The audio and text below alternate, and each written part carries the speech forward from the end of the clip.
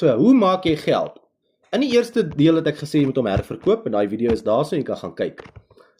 Dan is daar die volgende deel is jy moet bemarking doen. Jy kan bemarking doen. So jy het nou die produk geleer. Jy het hom nou en het hom herverkoop. So jy het nou vir jou skills opgebou om hierdie produk te kan herverkoop en hoe die goeders werk en hoe moet jy online post. En hierdie selfs soos hierdie tipe video maak jy ander tipe video's vir daai produk dalk.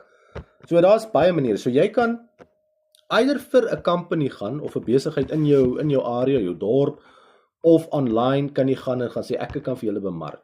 Geef my 'n kans. Hoe jy dit doen, dit is jou eie besigheid. Jy besluit self, maar jy kan hulle goed vir hulle bemark of jy kan ander digital produkte wat daar alreeds is, kan jy gaan aansoek doen voor en dan dit vir hulle bemark en dan kry jy affiliated geld. So jy gaan nie 100% soos in hierdie produk kry nie, maar hulle gaan miskien vir jou 20 of 30 of 40 hang af persent gee. So jy kan dit vir hulle bemark en dan maak jy geld daar uit. So dis die tweede manier hoe om geld te maak. So daai storie, hoe maak jy geld? Part 3. Okay, so in die eerste twee het ons gesien, die eerste is jy moet hom herverkoop. Die tweede is jy kan jou eie besigheid maak vir online bemarking vir ander produkte en ander companies en so aan.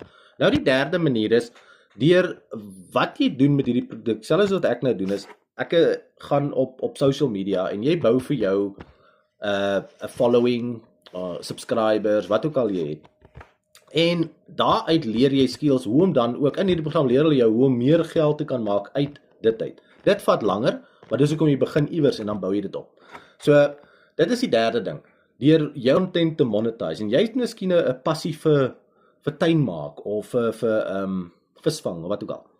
En dis wat jy sien al die YouTube video's en al die goeders daar buite. Leer hierdie vir jou hoe om dit te doen en dan ook hoe om dit op die netwerk te sit of op die social media's te sit en dan kan jy later geld maak daaruit. So en daai is 'n recurring besigheid waar jy kan elke maand. Ja, ek kyk nou hierso Bitcoin net. In 2010 het hulle actually nou regtig begin. 2009, 2010 het nou pizza, weet jy wat se ding noem hulle dit? Toe verkoop die ou man, dit was iets soos 0.00 sent vir 'n Bitcoin. Iets malligheid. In elk geval, nou gaan jy vorentoe, nou kyk jy na 2016, dis nou 10 jaar terug.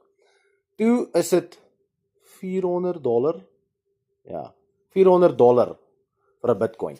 Hy staan nou op $90,000. Imagine jy het 10 jaar terug Bitcoin gekoop.